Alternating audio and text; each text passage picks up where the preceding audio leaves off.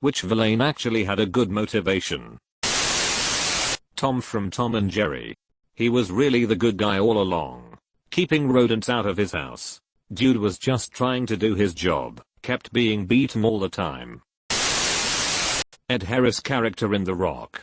Ex-vet wanted a decent funeral for some of his fallen comrades plus I think a $100 million compensation for their family. Spoiler alert, the president said no.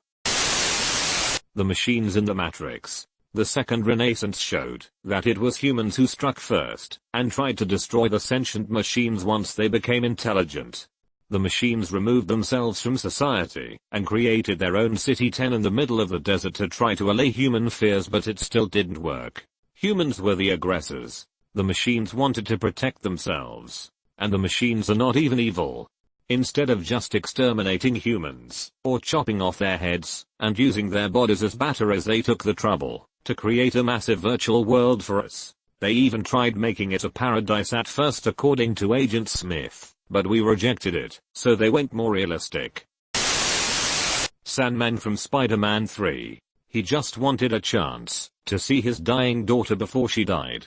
The only reason he robbed places was to get enough money to find treatment for her. He accidentally killed Uncle Ben and felt really bad about it, to the point where it haunted him.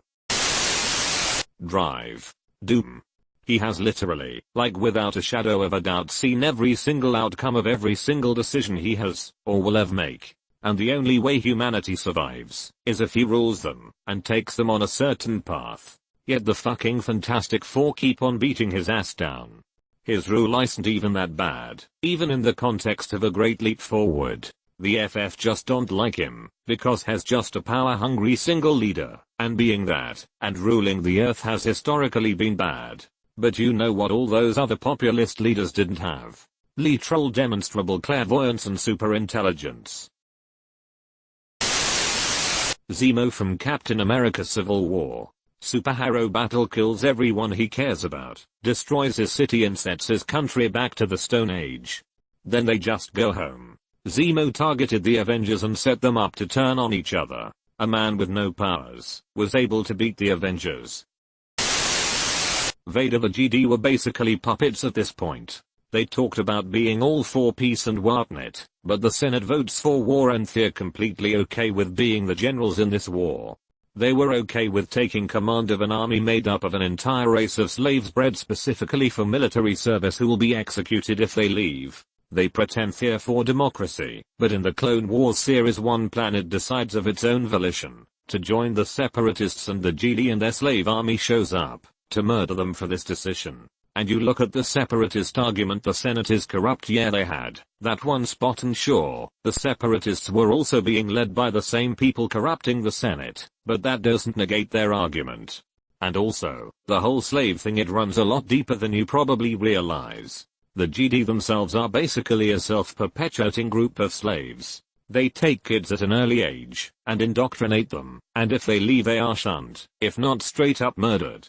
In episode I, Qui-Gon says something like, "I didn't come here to free any slaves," and this general thought comes up a few times. At the time it sounds like an infamous description of their current situation, but looking at the bigger picture I think it is more indicative of the overall GD position on slavery. So is it really any surprise that the guy who was a slave as a kid turns against these assholes?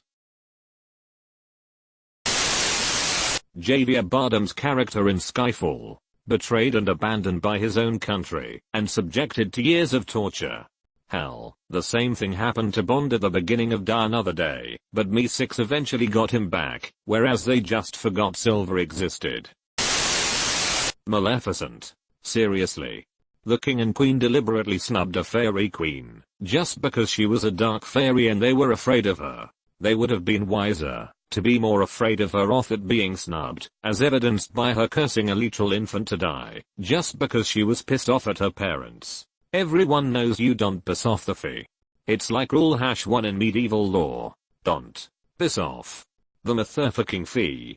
They will wreck your shit. The Master from Fallout 1. Dude, if you can even call him, that is right about humanity being hardwired to tear itself apart, and about mutants being best placed to survive post-apocalypse. If it weren't for the fertility problem and his brutal methods, he'd probably be the good guy. Saren from Mass Effect. Although he was indoctrinated / brainwashed by the Reapers, he knew damn well that any attempted resistance is futile and painful, and no other civilizations have ever defeated the Reapers, even temporarily. His idea and motive was that the people of the galaxy only had one shot at survival, and that was by subjugating themselves to the Reapers, including helping with the reaping, so that a few may live rather than nobody.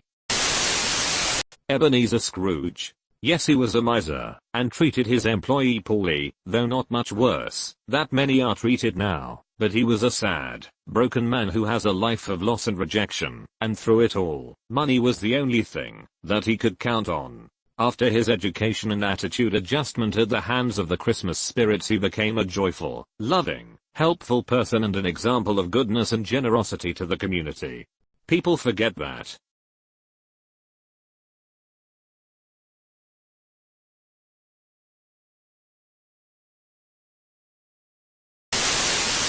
The screenslaver from The Incredibles 2. She wanted to make people stand up for themselves, instead of being dependent on superheroes. Most 90s / early 00s romantic comedy, where the villain is simply the person already in a relationship with the object of the main character's affection. For instance, take Roy from The Office. He was a bit of a doofus, and not the perfect partner, but he loved Pam, and wanted to start a life with her. Jim, the protagonist, falls in love with someone who is engaged, and we're supposed to be delighted that he gets the girl in the end. We're also supposed to be mad at Roy for wanting to punch him? No. I would want to punch him too. The King of Atlantis in Aquaman. Sure, he failed in human biology and culture 101 and the very basic communication principle of freaking talk to people. Basically, he misunderstood human lifespans, and assumed they remembered thousand-year-old political treaties, and moved to a violent response too quickly. But beside those personal failings, he was trying to be a good ruler, and keep his people safe. From his perspective, humans did attack first. Aquaman is equally good here, as he was also defending his home. Both were meathead heroes who should have used words. The villains in Aquaman were the advisor and the king's fiancé who betrayed their oaths and their kingdom for personal reasons. Both are guilty of treason and the highest kinds of betrayal. I felt really bad for the king in that movie.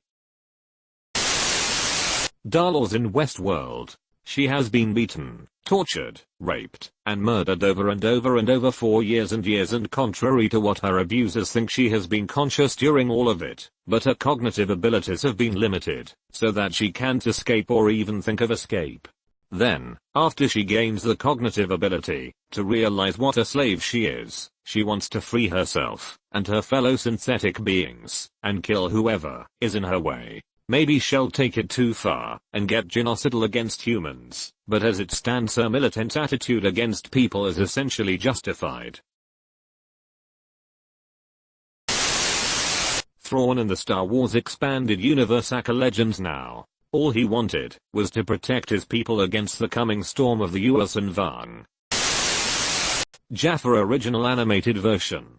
The Sultan was a bumbling man-child. Jasmine was offending every ally Agrippa had with her stubbornness. No wonder he wanted to take over and rule. Least then somebody competent would have been in charge. Live action retconned him to be more self-serving and cruel. Javert, born in a prison and raised on the streets, becomes an officer under the principles of rectitude, order, and honesty. He followed his principles so astutely that once he realized they were wrong, and couldn't account for forgiveness or change, he ended his own life. He was entirely misconstrued in how he followed it, but his whole motivation is the law and the good of the country, which seems admirable to me. Thank you for watching. Please consider giving this video a like, and remember to subscribe and hit that bell button, as we add new Reddit readouts every day. See you next time. Bye.